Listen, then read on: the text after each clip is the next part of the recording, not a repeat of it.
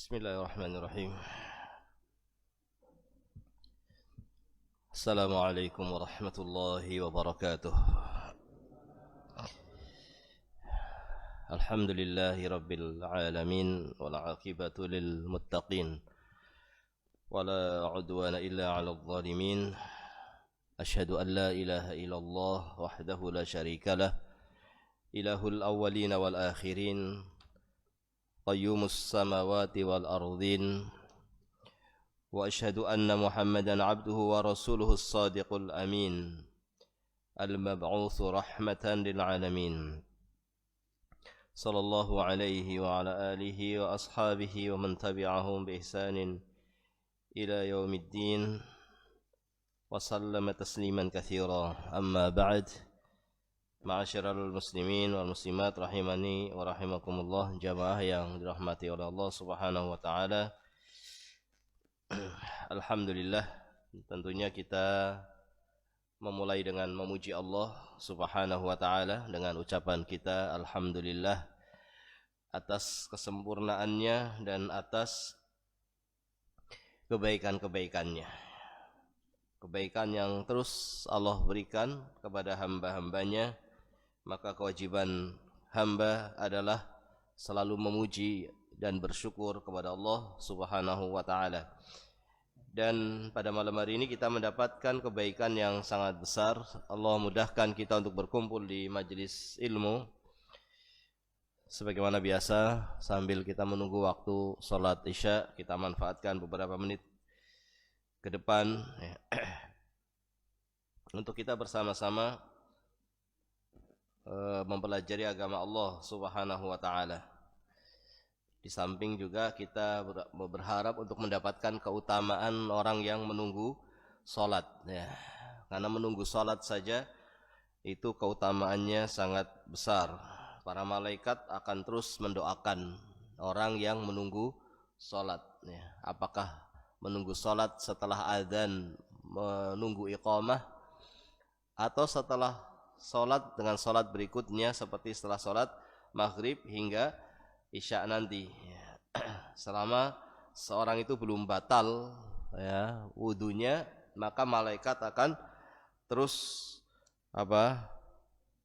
berselawat kepadanya, yaitu terus mendoakan dia dengan mengucapkan Allahumma ighfir lahu, Allahumma arhamhu, ya Allah ampunilah dia, ya Allah rahmatilah dia. Maka kita niatkan sambil menunggu waktu sholat untuk mendapatkan keutamaan menunggu waktu sholat, dan kita manfaatkan bersama-sama untuk mempelajari agama Allah Subhanahu wa taala. Kita manfaatkan untuk membaca kembali kitab Riyadhus Shalihin min kalami Sayyidil Mursalin, karya Al-Imam Yahya Abu Zakaria, ya, An-Nawawi. Nah, Abu Zakaria Yahya An-Nawawi rahimahullahu taala.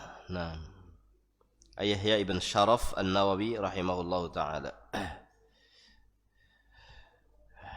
Dan kita masih pada kitab yang berkaitan dengan fadhail, berisi tentang keutamaan-keutamaan amalan. Kitab yang isinya keutamaan-keutamaan amalan, dan sekarang kita masuk pada bab tentang keutamaan salat rawatib. Ya, disebutkan oleh Imam Nawawi, babun fadlu sunan ar-ratibah ma'al faraid, ya, wa bayanu aqalliha wa akmaliha wa ma bainahuma. Bab yang menjelaskan tentang keutamaan sunnah rawatib. Sunnah rawatib itu apa? Sunnah yang mengiringi sholat wajib, ya, sunnah yang mengiringi sholat wajib, sehingga dia harus dilakukan setelah masuk waktu sholat, ya, setelah masuk waktu sholat. Sholat rawatib sebelum subuh, ya, setelah masuk waktu subuh, gitu. Setelah terbit fajar, setelah adzan, masuk waktu subuh. Sebelum masuk waktu sholat subuh ya tidak ada namanya sholat sunnah rawatib. Sholat sunnah rawatib itu mengiringi sholat wajib, dan diantara keutamaannya adalah menyempurnakan kekurangan kita dalam menjalankan sholat wajib. Kita dalam menjalankan sholat wajib banyak kekurangannya apa tidak? Banyak ya, banyak sekali yang namanya lalai dalam sholat itu. Hampir setiap kita sholat ya, ada saja yang membuat kita lalai ya. Nah, setan datang mengingatkan kita dengan berbagai hal ya, sebagaimana disebutkan dalam hadis Nabi SAW bahwa ketika dikumandangkan azan, setan itu lari, bahkan lari terbirit-birit sampai keluar kentut ya. Tapi nanti kalau azannya sudah selesai, mereka apa? Mereka datang lagi. Nah, ketika dikumandangkan iqamah, mereka lari lagi. Ketika selesai iqamah ya mereka datang lagi, dan kemudian mereka ketika sholat akan mengingatkan orang yang sedang sholat, udkur kada, ingatlah ini, baik yang telah lalu ataupun yang mau dilakukan. Sehingga sangat mungkin dalam sholat kita itu kita lalai ya, terbawa oleh apa yang dibisikkan oleh setan atau diajak setan kepadanya. Sehingga sholat sunnah rawatib ini untuk menyempurnakan sholat wajib menjadi satu nikmat sebetulnya. Nikmat dari nikmat-nikmat Allah Subhanahu wa ta'ala kepada hamba-hambanya. Allah menginginkan agar hambanya bisa menutup kekurangan dari sholat wajibnya. Gitu. Ini sholat yang paling utama yang nanti akan pertama kali dihisab ya, dari amalan seorang hamba pada hari kiamat adalah sholatnya. Maka kita berharap agar sholat kita adalah sholat yang sempurna. Sementara kenyataannya kita hampir tidak pernah sempurna. Sehingga di sini sholat rawatib ini menjadi satu nikmat dari Allah Subhanahu wa ta'ala yang hendaknya kita syukuri ya, untuk kita jalankan. Ya, yang bagus sebetulnya memang di rumah. Ya, sebagaimana disebutkan dalam hadis bahwa afdhalus salat ba'dal faridah salatu al-mar'i fi baitihi, atau kama qala sallallahu alaihi wasallam. Salat yang paling bagus setelah salat fardu adalah salat sunnah yang dilakukan di rumah. Ya. Tapi kalau kita melakukannya di rumah, kemudian kita ketinggalan berjamaah, ya lebih bagus kita sholat di masjid karena berjamaah lebih didahulukan dari yang sunnah. Ya. Tapi kalau kita bisa melakukannya di rumah, itu memiliki keutamaan yang sangat besar. Lebih bagus daripada sholat di masjid. Dari sholat sunnah apapun, sholat sunnah, kecuali sholat sunnah yang memang harus di masjid ya. Sholat sunnah yang harus di masjid seperti tahiyatul masjid, harus di masjid ya. Atau disyariatkan di masjid seperti sholat tarawih yang memang disyariatkannya di masjid. Tapi kalau sholat tahajud itu disyariatkannya di rumah gitu. Sholat rawatib di rumah ya. Maka ini lebih afdal daripada di masjid, meskipun masjid Nabawi sekalipun, meskipun Masjidil Haram sekalipun ya. Masjid yang memiliki keutamaan yang sangat besar ya. Namun Nabi SAW menyatakan bahwa sholat di rumah dari sholat sunnah itu lebih afdal daripada sholat di masjid. Baik. Di sini disebutkan beberapa hadis. Yang pertama, an ummil mu'minin ummi Habibah, dari ummul mu'minin, ibunya kaum mukminin. Maksudnya siapa ini? Istri Nabi SAW. Istri Nabi itu disebut dengan ummul mu'minin, ibunya kaum mukminin. Maka tidak boleh dinikahi oleh umat Nabi Muhammad SAW setelah wafatnya Nabi Muhammad SAW, karena itu ibunya kaum mukminin. Tidak boleh ada yang menikahi istri Nabi SAW setelah wafatnya Nabi Muhammad SAW, karena mereka telah menjadi ummul Mukminin. Yaitu siapa di sini yang dimaksud? Yang dimaksud adalah Ummi Habibah.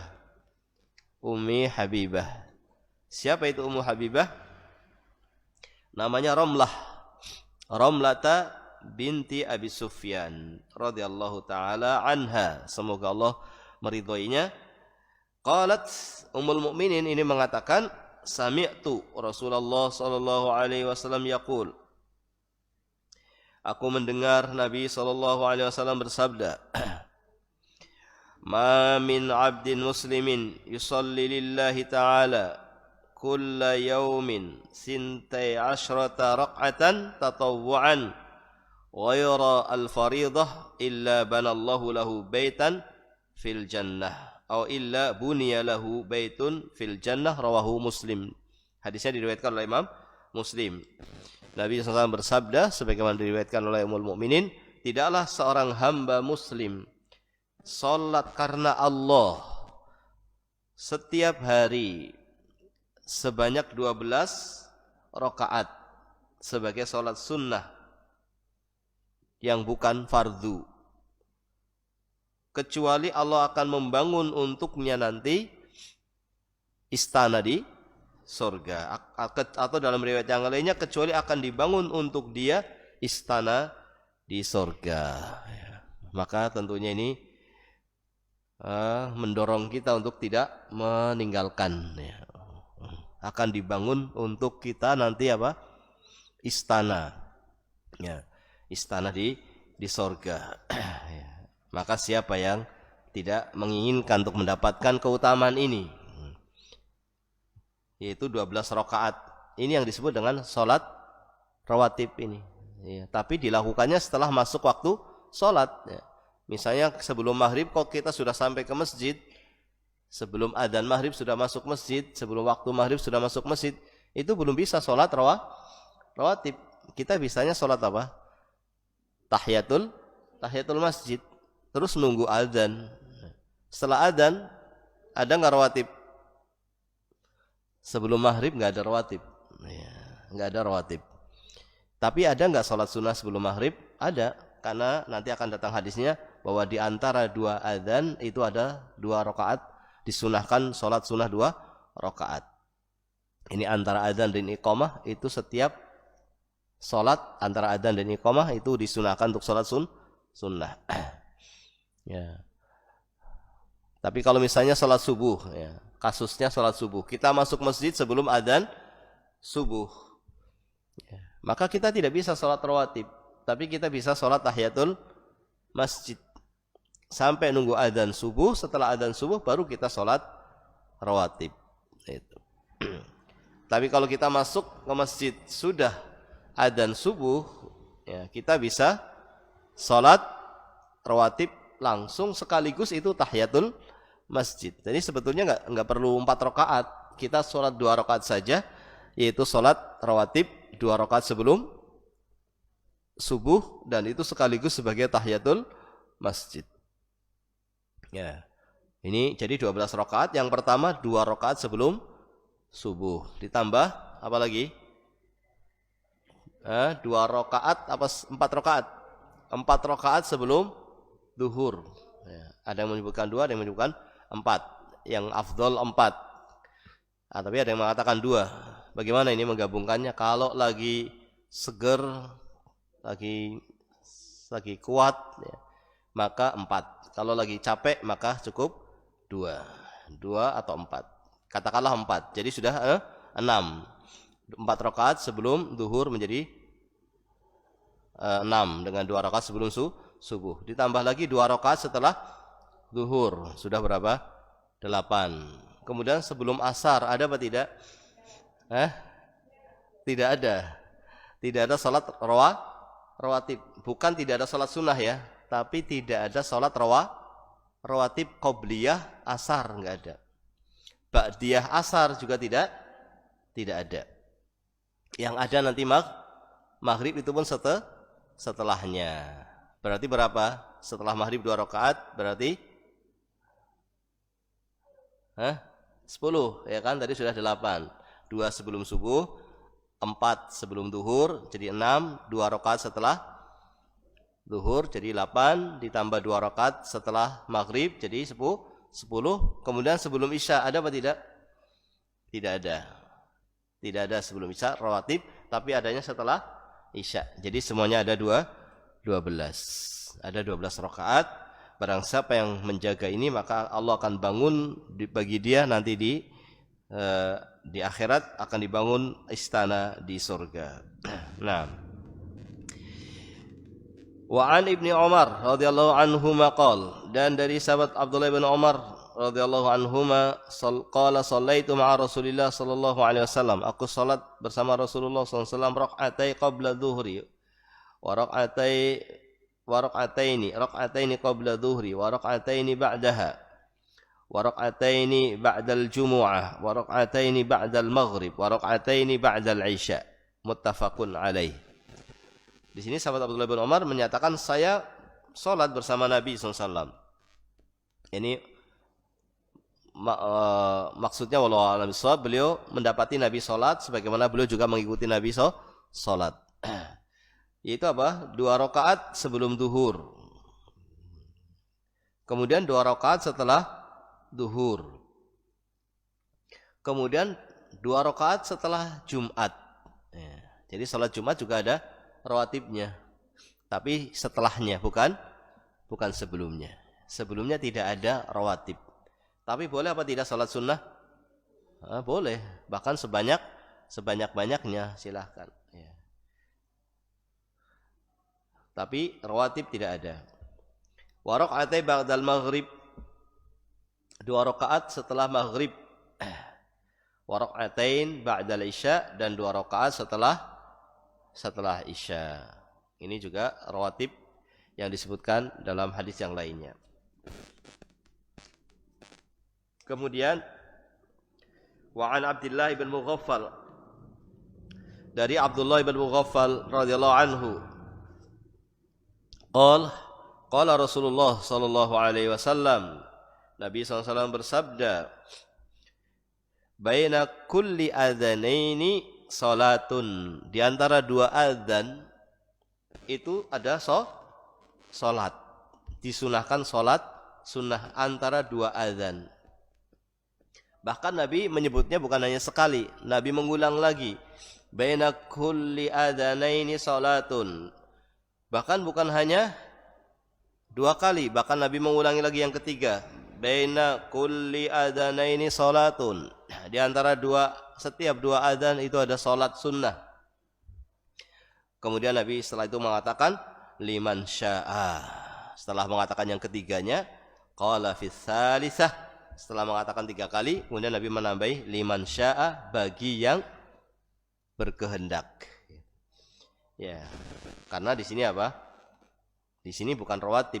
Kalau rawatib sangat dianjurkan terus-menerus. Dianjurkan tidak putus rawatib itu. Bahkan kalaupun sudah ketinggalan waktunya, dilakukan di luar waktunya. Misalnya kita mau sholat duhur, belum sempat rawatib, sudah qomat. Berarti kita belum sholat 2 rakaat sebelum duhur. Kita bisa melakukannya nanti setelah sholat duhur. Mengqadha 2 rakaat sebelum duhur, dilakukan setelahnya. Tapi setelah kita rawatib setelah duhur, kan setelah duhur ada 2 rakaat. Nah, setelah rawatib itu baru kita mengqadha yang sebelum duhur, karena belum sempat untuk dilakukan setelah sholat duhur.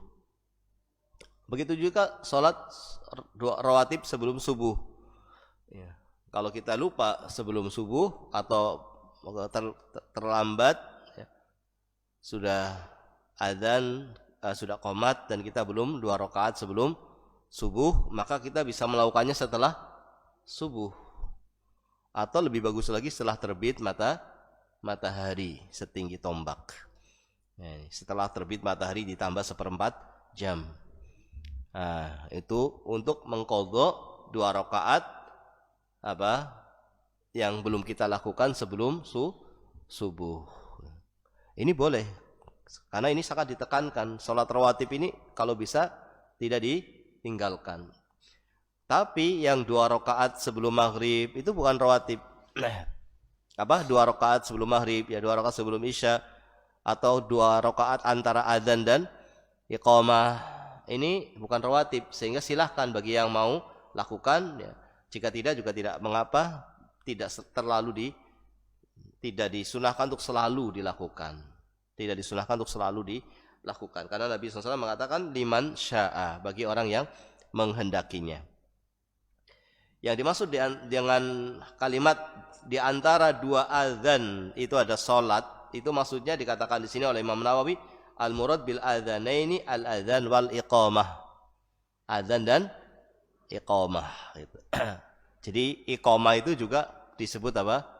Adzan. Ya, iqamah itu juga disebut dengan adzan. Atau bisa juga antara 2 adzan memang adzannya 2. Misalnya apa? Misalnya salat Jumat. Nah, salat Jumat itu termasuk dari sunnahnya Khulafa ar-Rasyidin, ya. Itu ada 2 adzan. Adzan pertama dan adzan kedua. Adzan pertama untuk mengingatkan orang bahwa ini hari Jumat, terlebih di tempat-tempat yang di kota yang banyak perkantoran, yang orang kadang sibuk dengan pekerjaannya, perlu diingatkan bahwa hari ini hari Jumat. Maka tidak mengapa untuk sholat Jumat ada dua adzan. Maka adzan pertama dan adzan kedua. Di antara adzan pertama dan kedua maka boleh sholat sunnah, dianjurkan sholat sunnah, juga masuk di dalam hadis ini. Wallahu ta'ala a'lam bissawab.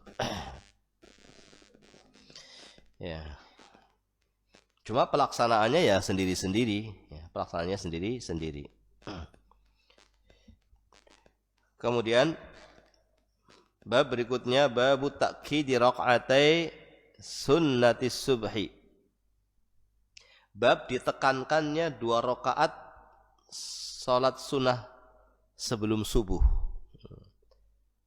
Ini termasuk dari salat sunnah rawatib, tapi ini yang paling ditekankan. Semuanya ditekankan. Salat sunnah rawatib itu kalau bisa jangan ditinggalkan, meskipun dilakukan di luar waktunya, karena tidak mungkin pada waktunya. Terlebih ini yang paling ditekankan adalah apa? 2 rakaat sebelum subuh. Ini rawatib yang punya keistimewaan dari rawatib yang lainnya. Rawatib yang lebih ditekankan dari rawatib yang lainnya. Makanya dibawakan bab secara khusus. Di sini apa? Bab ditekankannya 2 rakaat salat sunnah sebelum subuh. Dikatakan di sini an Aisyah radhiyallahu anha anna Nabiy sallallahu alaihi wasallam kana la yad'u arba'an qabla dhuhri wa rak'atayn qabla al-ghadah. Ya. Nabi sallallahu alaihi wasallam dahulu tidak pernah meninggalkan 4 rakaat sebelum zuhur dan juga 2 rakaat sebelum salat subuh. Ini bukan hanya salat subuh saja yang ditekankan, juga 4 rakaat sebelum zuhur. Tapi nanti ada hadis yang menunjukkan bahwa 2 rakaat sebelum subuh itu lebih ditekankan lagi. Sebagaimana hadis yang berikutnya dari Aisyah radhiyallahu taala anha juga, qalat, beliau berkata, lam yakunin nabiyyu sallallahu alaihi wasallam ala syai'in minan nawafili ashadda ta'ahudan minhu ala raq'atil fajri, muttafaqun alaih. Tidaklah Nabi sallallahu alaihi wasallam menjalankan salat sunnah lebih, ya, menjaga salat sunnah lebih, penjagaannya lebih dalam menjaganya daripada 2 rakaat sebelum subuh. 2 rakaat sebelum subuh ini paling dijaga oleh Nabi sallallahu alaihi wasallam. Ya. Kemudian dikatakan di sini lagi, wa anha 'ani Nabi sallallahu alaihi wasallam qol, dan dari Aisyah radhiyallahu anha, Qal raq'atal fajri khairun minad dunya wa ma fiha. 2 rakaat sebelum subuh lebih baik daripada dunia dan seisinya. Nah, ini berarti keutamanya lebih dari rawatib yang lain. Di riwayatan yang lainnya lahuma ahabbu ilayya minad dunya jami'an. Nabi mengatakan 2 rakaat sebelum subuh lebih aku cintai dari seluruh dunia dengan isinya. Ya, namun kadang-kadang kita apa? Kadang-kadang kita mau bangun gimana? Kayaknya selimut itu kayak berat gitu ya. Ya, padahal orang itu kalau suruh gendong semen itu kuat, tapi ngangkat selimut berat. Saya katakan lebih berat dari semen 1 sak. Kira-kira kenapa itu? Ada orang yang mengangkat selimut itu terasa lebih berat daripada mengangkat semen yang 1 sak. Kira-kira memang selimutnya berat atau tidak? Kadang-kadang orang itu berjalan jauh itu kuat. Ya, untuk urusan dunia, untuk olahraga, kesehatan, biar berkeringat. Jauh dia kuat. Tapi dekat tidak kuat. Padahal hanya beberapa langkah ke masjid, tapi enggak kuat. Kira-kira memang badannya lemah atau bagaimana itu? Ya. Ya, ini menunjukkan lemahnya apa? Lemahnya hati, ya. Lemahnya iman di dalam hati. Bagaimana supaya kita semangat? Ya kita ingat keutamaannya. Orang kalau mengingat keutamaannya, maka akan merasa ringan dalam menjalankannya. Jadi jangan diingat dinginnya. Jangan wah di luar kayaknya dingin ini. Lah masih ngantuk. Tapi ingat bahwa ini lebih baik daripada dunia dan seisinya. Ini adalah sesuatu yang tidak pernah ditinggalkan oleh Nabi Shallallahu Alaihi Wasallam. Ya. Maka ya hendaknya kita memperbaiki ya, keadaan untuk tidak menjadi orang yang malas untuk menjalankannya. Melihat keutamaannya yang sangat besar. Ya, kemudian hadis yang ketiga, yang keempat dalam bab ini, an Abi Abdullah Bilal ibn Rabah radhiyallahu anhu, muadzin Rasulullah sallallahu alaihi wasallam, dari Bilal ibn Rabah yang dia adalah muadzinnya Rasulullah sallallahu alaihi wasallam. Annahu ata Rasulullah sallallahu alaihi wasallam liyu'adzinahu bi salatil ghadah. Beliau mendatangi Nabi untuk adzan salat subuh. Nah, fa shaghalat Aisyatu Bilalan bi amrin sa'alathu anhu hatta asbaha jidda. Namun ada sesuatu yang membuat Bilal menjadi terlambat ya, karena ada hal yang harus dibantu untuk urusannya Aisyah radhiyallahu taala anha. Faqama Bilalun fa'adanahu bis-shalah wa taba'a adanahu falam yakhruj Rasulullah sallallahu alaihi wasallam. Maka akhirnya Bilal pun adzan ya, kemudian Nabi SAW tidak keluar, belum keluar. Falamma kharaja shalla bin nas. Ketika Nabi keluar, maka beliau pun salat bersama jamaah, bersama para sahabatnya. Ya, fa akhbarahu anna Aisyah shaghalathu bi amrin sa'alathu anhu hatta asbaha jiddan wa annahu abta'a alaihi bil khuruj. Faqala ya'ni Nabi, inni kuntu raqa'tu raq'atil fajr. Faqala ya Rasulullah innaka asbahta jiddan. Qala law asbahtu aktsar mimma asbahtu la raqa'tuhuma wa ahsantuhuma wa ajmaltuhuma. Ini meskipun Nabi SAW keluar menuju masjid untuk sholat subuh agak terlambat, tidak sebagaimana biasanya.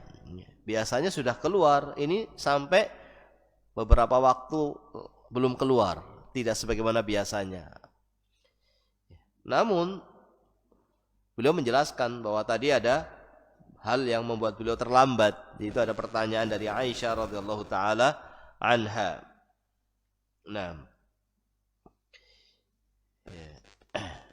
jadi maaf tadi saya salah terjemahnya. Jadi sahabat Bilal, sahabat Bilal mendatangi Nabi sallallahu alaihi wasallam untuk adzan, ya, untuk meminta diizinkan untuk adzan, sudah waktunya sholat gitu. Tapi Nabi SAW belum memerintahkan adzan Bilal untuk adzan karena Aisyah radhiyallahu taala anha sedang bertanya kepada Nabi sallallahu alaihi wasallam beberapa pertanyaan, sampai akhirnya Bilal pun adzannya agak terlambat. Bilal adzannya agak terlambat.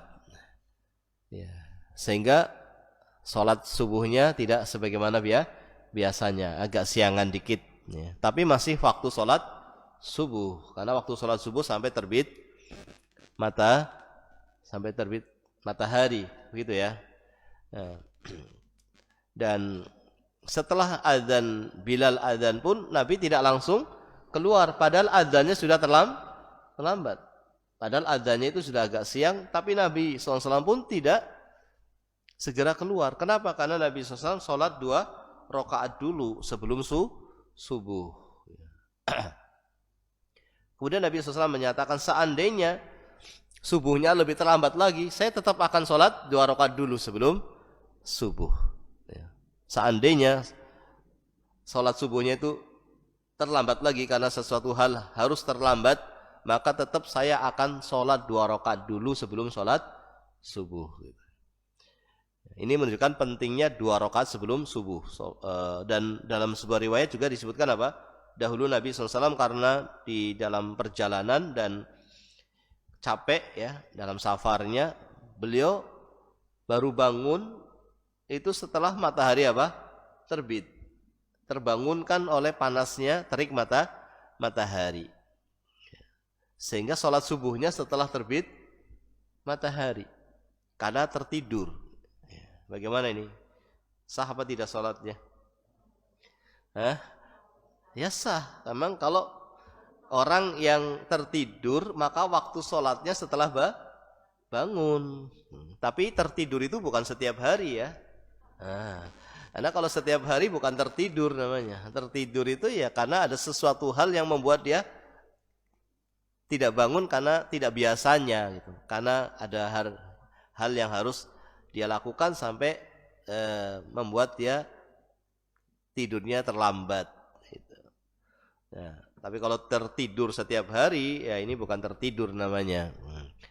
Apalagi jam beker sudah bunyi kemudian dimatikan tidur lagi. Nah, ada juga orang yang subhanallah ya, sengaja dia bangunnya ya menjelang jam 6 begitu, atau jam 6 atau mungkin bahkan setengah 7 untuk bangun sholat subuh dan segera setelah itu apa?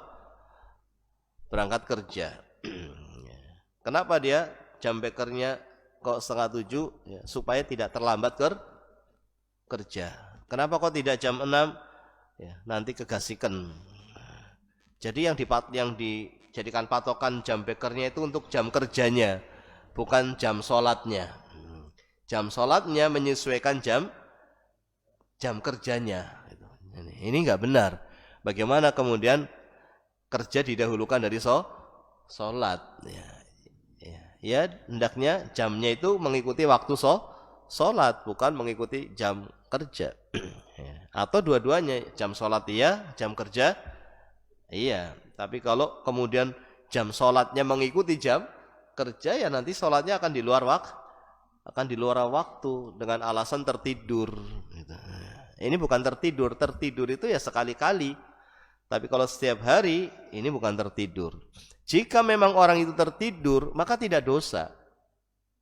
Man nama 'anis shalah falyusalliha idza dzakaraha. Barang siapa yang tertidur dari sholat, maka waktu sholatnya ya ketika dia bangun, itu waktu sholatnya. Dan dia tidak berdosa kalau memang tertidur beneran. Ya. Bukan memang jamnya dibikin jam segitu, tapi memang dia tertidur. Nah, ternyata Nabi Muhammad SAW ketika tertidur dan baru terbangun setelah ada matahari terbit sehingga terkena panasnya terik matahari, baru beliau bangun untuk sholat subuh. Itu beliau tetap sholat 2 rakaat dulu. 2 rakaat sebelum subuh tetap dijalankan dulu baru sholat subuh. Meskipun sholat subuhnya terlambat. Meskipun sholat subuhnya di luar waktunya karena tertidur, tapi tetap 2 rakaat sebelum subuhnya dilakukan dulu, baru kemudian sholat subuh. Ini semuanya menunjukkan pentingnya 2 rakaat sebelum subuh. Gitu. Ya, kemudian bab berikutnya, babu takhfifi rakaatil fajr wa bayanu ma yuqra'u fihima wa bayanu waqtihima. Bab dianjurkannya untuk meringankan sholat 2 rakaat sebelum subuh. Ini sunnahnya itu kalau 2 rakaat sebelum subuh itu yang ringan, jangan yang panjang. Sholatnya yang pendek. 2 rakaat sebelum subuh itu justru yang bagus yang pendek, bukan yang panjang. Yang sebentar, bukan yang lama. Maka dianjurkan untuk diringankan. Dan penjelasan apa yang dibaca pada 2 rakaat sebelum subuh dan kapan waktunya. Di sini dibawakan beberapa hadis. Yang pertama, an Aisyah radhiyallahu anha anna Nabiya sallallahu alaihi wasallam kana yusalli rak'ataini khafifataini bainan nida wal iqamah min salati subhi. Muttafaqun alaih. Dari Aisyah radhiyallahu anha bahwasanya Nabi sallallahu alaihi wasallam dahulu salat 2 rakaat yang sangat ringan. Sangat ringan. Sangat pendek. Yaitu beliau lakukan antara adzan dan iqamah sebelum sholat subuh. Dalam riwayat yang lainnya yang juga disepakati oleh Imam Bukhari dan oleh Imam Muslim, dikatakan yusolli rakaatil fajr idza sami'al adzan wa yukhaffifuhuma hatta aqul hal qara'a fihima bi umil Qur'an. Dalam riwayat yang lainnya yang juga disepakati oleh Bukhari dan Muslim, Aisyah radhiyallahu taala anha menceritakan bahwa Nabi salat 2 rakaat sebelum subuh itu sangat pendek, sampai-sampai saya, kata Aisyah, mengatakan pada diri saya sendiri, ini Nabi SAW membaca Al-Fatihah apa tidak ya? Kira-kira membaca Al-Fatihah apa tidak? Itu. Karena saking pendeknya. Ya. Tapi tentunya pasti baca, karena Al-Fatihah itu rukunnya sholat, tidak sah. Orang sholat kok tidak baca Al-Fatihah, baik sholat wajib ataupun sholat sunnah. Harus baca Al-Fatihah dan harus sempurna. Jangan karena terburu-buru pengen pendek baru alhamdulillahirabbil alamin ruku misalnya. Nah, ini enggak sah ya. Harus sampai selesai. Sampai waladhdallin, kecuali makmum yang datangnya terlambat baru baca alhamdulillahirabbil alamin, imamnya kemudian apa? Ruku. Bagaimana? Ya ikut ruku, jangan diselesaikan nanti ketinggalan sampai sujud. Nah, maka kalau makmum tidak mengapa, dia bacanya belum selesai untuk mengikuti imam. Bahkan kalau sekalipun tidak membaca pun tidak mengapa ketika memang tidak ada waktu untuk membaca. Misalnya mendapati imam sedang ruku. Maka makmum ya langsung ikut ruku. Allahu Akbar terus langsung ruku, enggak usah sedekap. Nah, kalau sedekap berarti dia berdiri. Ini Allahu Akbar karena imam sedang ruku, ya kita tinggal Allahu Akbar terus ruku, tapi Allahu Akbarnya dengan berdiri, karena rukunnya sholat yang pertama berdiri, yang kedua takbiratul ihram. Jadi takbiratul ihram itu harus dilakukan sambil berdiri. Sudah berdiri baru Allahu Akbar. Setelah itu baru mengikuti imam. Ya. Lalu kemudian mengikuti imam yang sedang ruku. Ya, tapi tidak perlu berdiri setelah Allahu Akbar, artian tidak perlu sedekap setelah Allahu Akbar karena imam sudah ruku. Jadi berdirinya hanya untuk membaca Allahu Akbar, setelah itu langsung ruku tanpa bersedekap. Meskipun tidak baca Al-Fatihah, ini sholatnya apa? Sah. Bahkan dia sudah mendapati 1 rakaat kalau mendapati ruku. Mendapati 1 rakaat kalau mendapati ruku. Tapi jangan disengaja. Nantilah saya mau sholatnya kalau imamnya sudah ruku. Karena bacaannya panjang. Nanti sajalah. Kalau sudah ruku saya baru Allahu Akbar. Ini nggak boleh. Kalau sengaja bisa jadi batal. Kenapa? Karena berarti sengaja tidak ingin baca Al-Fatihah. Ya. Ini kadang-kadang ada yang anak-anak biasanya. Anak-anak itu kalau sholat tarawih kepanjangan mereka nunggu nanti kalau sudah mau ruku. Baru Allahu Akbar. Ini kalau dia melakukan seperti ini sengaja meninggalkan Al-Fatihah bisa batal sholatnya.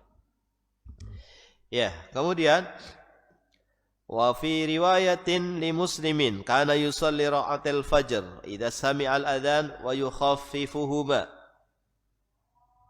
Wa fi riwayatin idza tala'al fajr.